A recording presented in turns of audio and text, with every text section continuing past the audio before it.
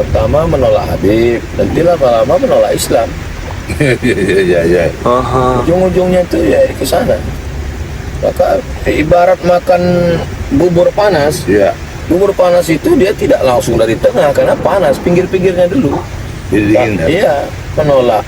Kalau sudah orang kehilangan kecintaan kepada para habaib, hilang kecintaan pada ulama, hilang mahabbah, ya lama-lama ketika Islam dihinakan, dia cuek aja.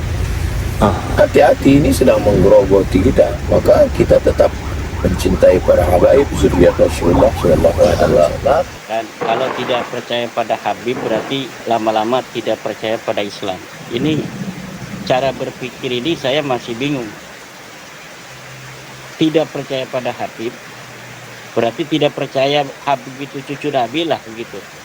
Maka itu sama saja dengan tidak percaya kepada Islam. Lama-lama akan tidak percaya pada Islam. Ini dalam teori silogisme ini muqaddimah sugro, muqaddimah kubro, natijahnya ini enggak pas. Memang Habibnya sebagai apa? Sehingga disamakan kemudian dengan Islam. Apakah Habib ini termasuk rukun Islam? Sehingga orang yang tidak percaya kepada Habib ini berarti tidak percaya pada Islam. Rukun Islam yang saya tahu kan cuma 5. Syahadat, sholat, puasa, haji, zakat ya.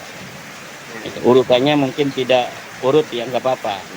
Nah, tidak ada itu frase di dalam rukun Islam itu ada Habib itu sebagai rukun Islam. Sehingga kalau kita tidak menjalankan rukun Islam, kita tidak lagi bisa disebut Islam. Tidak ada.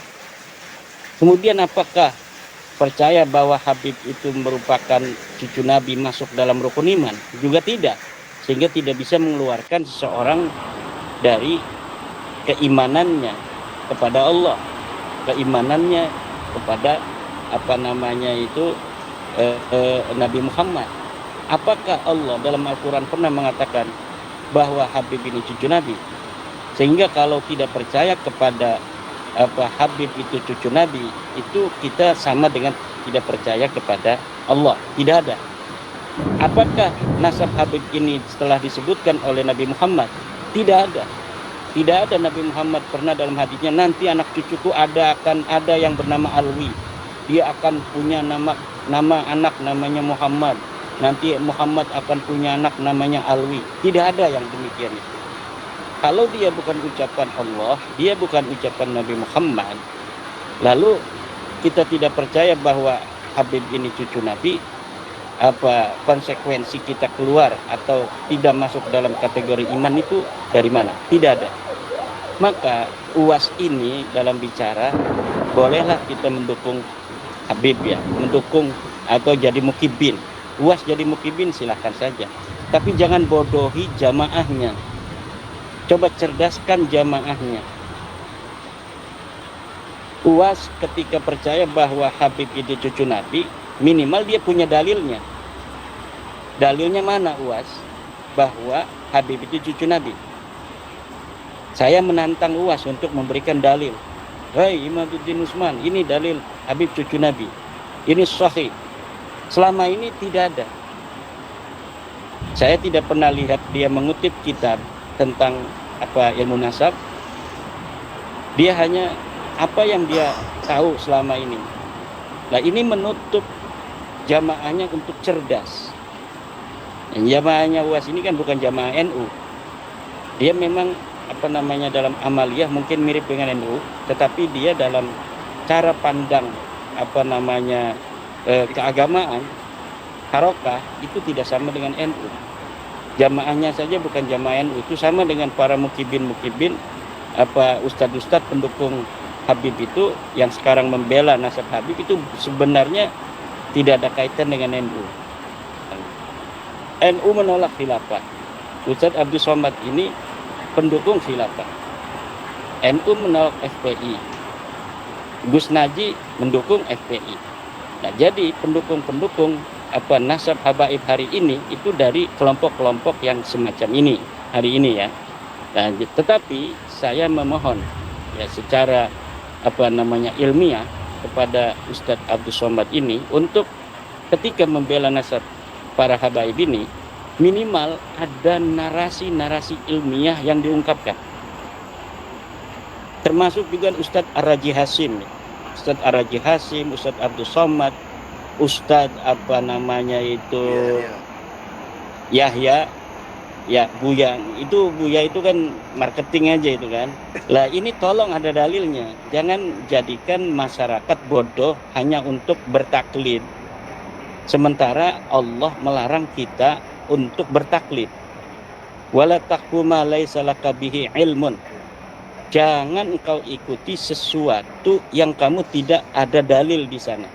Tidak ada ilmu di sana. Kenapa Ustaz Abdul Somad tidak mengikuti Al-Quran? Al-Quran melarang kita untuk mengikuti sesuatu tanpa dalil. Tapi Ustaz Abdul Somad kemudian jamaahnya diminta oleh dia agar mengikuti bahwa Habib itu adalah cucu Nabi tanpa ada dalil. Dia mengenai sholat segala macam ada dalilnya, hadisnya begini, prek dihafal oleh dia itu hadis-hadisnya. Hanya menghafal saja. Tidak pernah mengutip dari kitab Anu kemudian dibacakan kitabnya. Tidak ada. Hadis-hadis itu orang yang tidak bisa baca kitab kuning pun kalau ada jabar jernya itu bisa membacanya. Mencintai dzurriyyah Nabi adalah kewajiban, dan sebetulnya begitu mudah. Jangankan kok dzurriyyah Nabi, umat Nabi saja kalau kita sadar itu umat Nabi, kita susah berbuat zalim kepada umat Nabi, apalagi jika itu adalah dzurriyyah Nabi Shallallahu Alaihi Wasallam.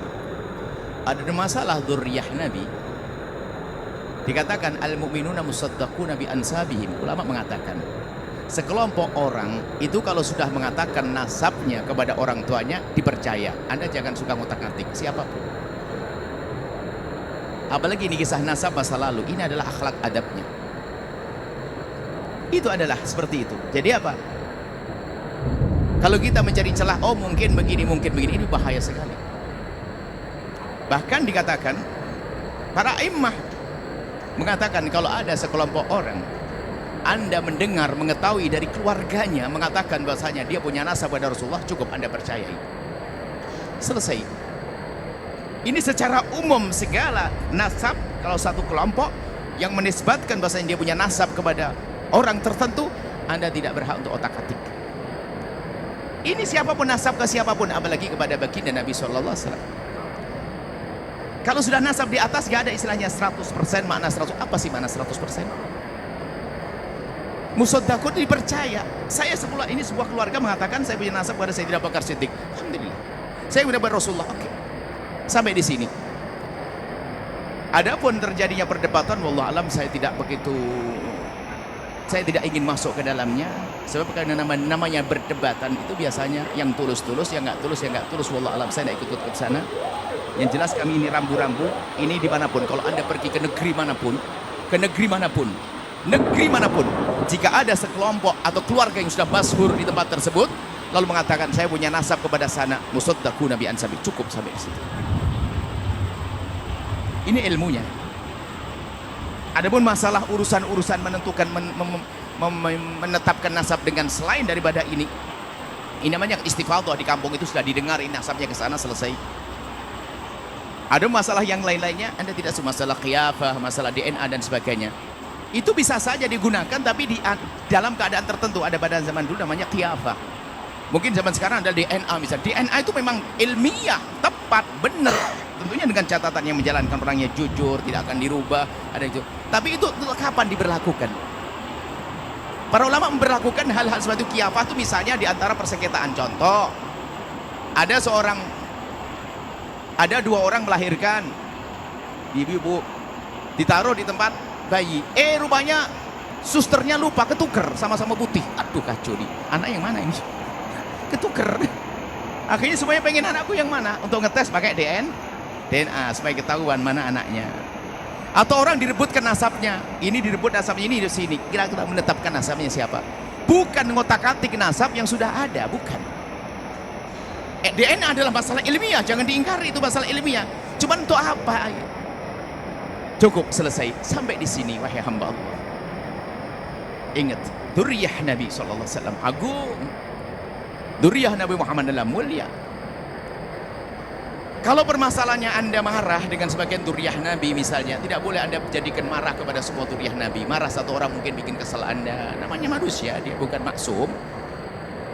Anggap saja kalau ada anak-anak Anda yang bandel, masa Anda sembelihkan enggak?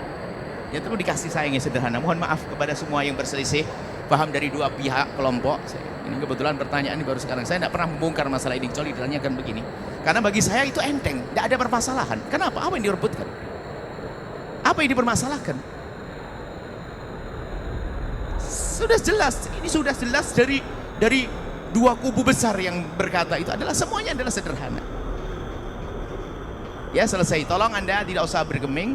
Pokoknya dia satu kelompok dimanapun Anda menemukan, jika kelompok itu masyhur di kalangan keluarganya, dia punya nasab sampai Nabi Muhammad, cukup Anda percaya. Tidak usah Anda otak-atik. Selesai sampai di sini saja. Setelah itu Anda akan tentram hati Anda, dan semoga Allah mengampuni semuanya, mengangkat derajat semuanya. Dan harapan kami kepada dua kubu yang berselisih ini, segera tenang, jangan dilanjutkan seperti itu. Ingat, umat Nabi Muhammad, kita punya kewajiban besar, yaitu menanamkan kecintaan kepada Rasulullah SAW.